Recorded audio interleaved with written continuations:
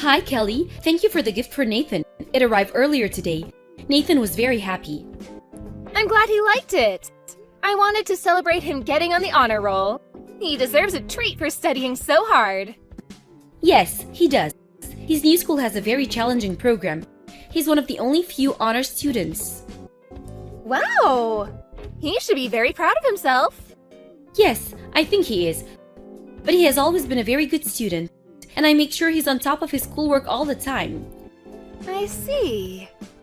I was never good in school, so I can't imagine the hardship of an honor student. Remind me, how long has it been since you married my brother? It's been 3 years. I can't believe how time flies. Why do you ask? Well, shouldn't it be about time you two have kids? I mean, you wouldn't understand how hard it is to support children through school, would you? I guess not. Oops. I forgot you can't have kids. You were barren from having some sort of illness when you were younger, right? Have I offended you? No, it's okay. It's true anyway. Oh well. Glad you're okay about it. But it must feel awful you can't even hold your own child. My brother must be sad too. Dan and I discussed this way before getting married. He married me understanding my situation. Well, I'm sure he understands it, but that doesn't mean he's over it. I wish you two could know how wonderful it is to have children. It's great, especially when you have a smart one like Nathan. I agree Nathan is really smart. He has been good at everything he does, even as a little boy. I heard his new school is quite far. How's that going? It's fine, but the commute is quite long indeed. So we're considering to move closer to his school. Really? Does that mean Simon has to change school too? He's only in 4th grade, right? Would it not be hard for him to transfer in the middle of the semester? Why are you concerned about Simon? He can go to whichever school that's convenient. He's no good, unlike Nathan. Don't mind him. Oh, come on, Tara, you don't mean that. I understand Nathan is special, but you shouldn't disregard Simon. You don't have kids, Kelly. You don't understand what it's like.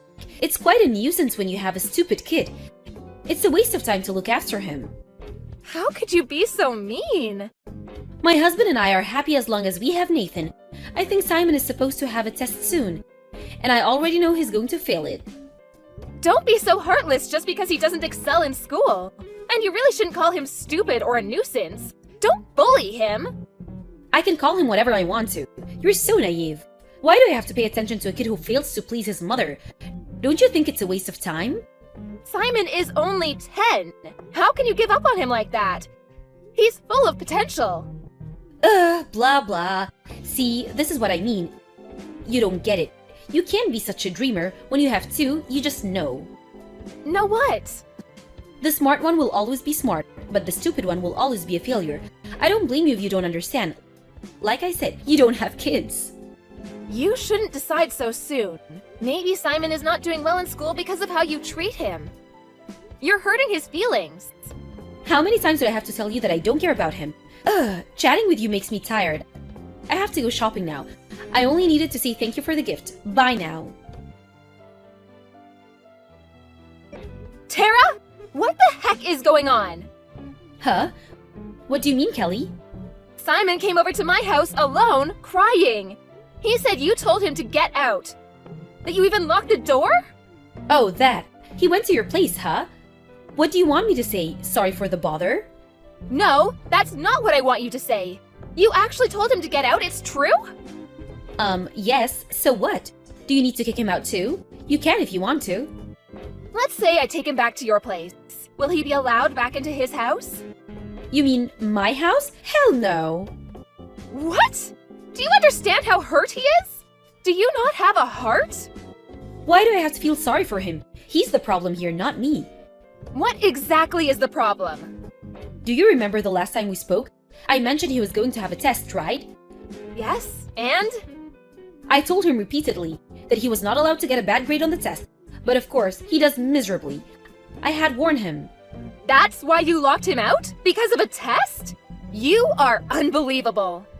It's called discipline. You do something bad, you get scolded. He's an idiot. I have to teach him a lesson. Enough already! Simon is not some kind of a pet! You don't call this discipline! He's 10 for crying out loud! Ugh, cut it off. Mind your own business, woman. None of this has anything to do with you.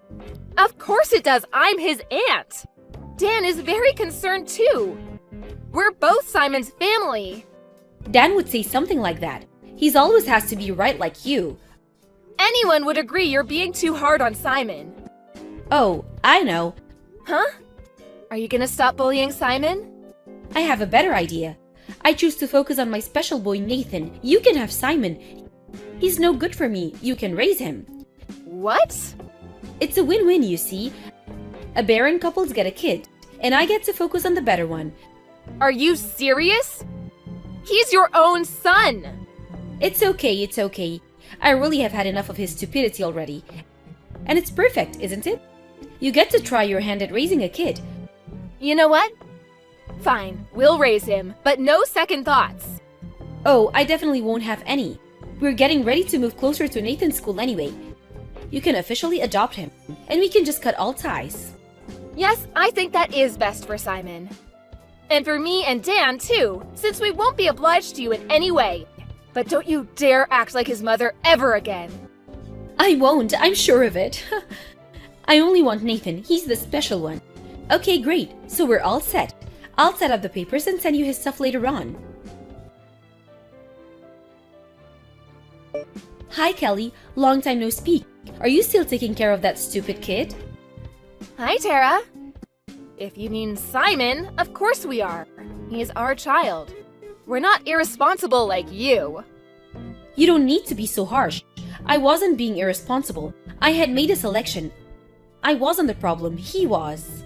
It's funny that you don't realize that the fact you can say something like that proves exactly that you are the problem. Blah blah. I'm glad to see you haven't changed. Same old you, always have to be right. I will take that as a compliment. Anyway, what do you want? Were you so bored that you decided to pick on Simon again? Because if it is, I'm not wasting my time on a bully like you. No, I don't give a damn about him. I just wanted to let you know that my baby Nathan has started his own company. I heard. He's been preparing since college. Huh? How do you know that? He's been getting advice from Dan. In case you don't remember, Dan has been in the same business for years. So he wanted to hear what Dan thought. How come I didn't know that? Oh well, whatever. But you don't think Nathan is so special? Yes, he is. Congrats. That's it, congrats. He just finished college, you know. Starting a company so young. I mean, do you see how amazing he is? He is absolutely amazing. I'm very proud of his accomplishments. But that's all him, not you. Don't be so silly. Nathan is amazing because I raised him well. I was a great mother. He's where he is today thanks to me. You actually think so? Well, believe what you want. I really don't care. Oh, you're so boring. Are you jealous because you're stuck with the stupid one? Aw, that's too bad. Simon is not stupid. In fact, he's doing very well.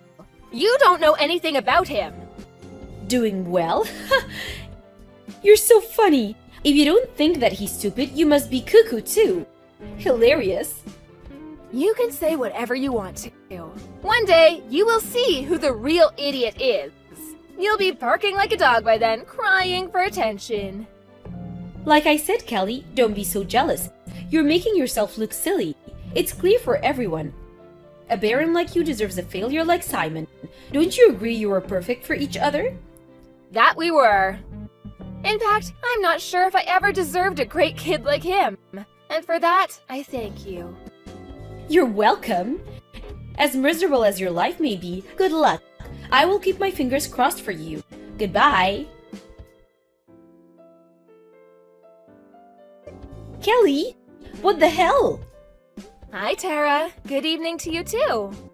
What is it that you want? Don't act stupid. Nathan just called me. He said he wants to cut me off and that he's moving into your house. What the hell did you do to him? I didn't do anything. He is making his own decisions. Decisions? Why the hell would he move in with you? I don't understand. You don't? Like, you actually don't get it. See, that's exactly why he's cutting you out. Excuse me, are you trying to pick a fight with me? I've never done anything to deserve this. Then why is he, huh? If he really thinks his parents are important to him, I'm sure he wouldn't decide to cut you two out. You must have brainwashed him, or else this is impossible. He would never. Never, huh? Why so sure? He always did well in school because of me. He went to great college because of me. I kicked his brother out so I could focus on him, to give him the best environment. I've done everything for him. He should be thanking me. Was that really for Nathan? Did you really consider his future? Were all your actions for him? Of course, I have dedicated my life for him. I have given him everything I could as a mother. Everything was for him. No, it wasn't, Tara, and you know it. It was all for yourself. Can you not read? I said I did everything for Nathan. You wanted his brand. You wanted to think you were the successful mom that raised a successful kid. Nathan was merely a trophy for you. I don't need a failure like you to understand. I only need Nathan to understand what his mother has done for him. Well, Tara, unfortunately, Nathan says he does not. What? Nathan said? You liar! Truth hurts, doesn't it? First of all, you need to realize that you don't understand Nathan. You have forced him to do whatever you want him to do. You don't know what he wants. You don't know anything about him. Of course I do. I gave birth to him. No, you don't. You don't know how Nathan felt growing up in your house, or how he perceived you and your husband. You would never understand. Like you're any better? A baron like you, what do you know? I know better than you, at least. First, let's rewind a couple years. Why the heck would you think Nathan was okay with his little brother getting kicked out? Do you think Nathan was okay about you bullying Simon? What are you trying to say? Nathan never loved you and your husband all this time. Because you treated Simon horribly. And you even kicked him out when he was only 10. Deep down, Nathan has hated you both. I don't believe you. Nathan has been a good, obedient child. He has studied hard just as we wanted him to. Nathan was terrified that you'd kick him out too if he didn't. He knew he was helpless if he got kicked out. So he tolerated you and your husband until he could support himself. But why would he move in with you? You can pay for his own apartment now. You mean nothing to him. I guess it's that bad for him. He wants to get away from you immediately. But also, he wants to spend time with his business partner. What business partner? Simon. You really don't know anything, do you? Nathan has started a company together with Simon. What? With that idiot? He's not good enough to be running a company. He doesn't have the brain. As I mentioned before, Simon is not an idiot. You need to stop calling him that. Huh? Easy to say. I know better than anyone how stupid he is. He never understood any schoolwork. Simon goes to the same school Nathan went to. I mean, the school is Ivy League, one of the best in the country. If he's an idiot, then an Ivy League must be a joke. Wait, what? Simon? You're bluffing. Nope, no bluff. After he began to live with us, he did great in school. He was always an honor student. I don't believe that for a second. It's not possible. His grades were always terrible. If he was as bad as you say he was, you were making him that way. Because you compared him to others and didn't give him a chance. But I'm sure this is all too difficult for you to understand. Fine, whatever. But if what you're saying is true, I have a suggestion. I can take back Simon. What? Are you crazy? I'm his birth mother. I had him and Nathan. It's only natural they come back to me. As bad as they made me look today. Okay, you know what? Just shut up. You are not good enough to be their mother. Are you listening to me? I had them both. You're in no place to tell me. You may have delivered them, But that's all. You did nothing for them. Nathan and Simon would never accept you. You have failed miserably as a parent. You are the one who has no place. Goodbye. Afterwards, Tara and her husband came to our house enraged, but Nathan and Simon refused to talk to them. Nathan and Simon told their parents that they never wanted to see them again. They said they would call the police if the parents ever bothered them. Tara was completely shocked and lost for words as Nathan refused her. Everything she believed she had done for Nathan went down the drain. Later on, I heard that she never got herself back, and that the relationship between the couple was ruined as well. The siblings stayed with us for a while, but as their business quickly became a success, they soon found a nice apartment to live together. Dan and I miss the boys, but they come by often to see how we're doing. Simon, as he always has, treats us as his real parents and continues to care for us. We despise Tara and her husband, and how they have treated the boys, but we're thankful for them for giving us the best sons any parents could ask for.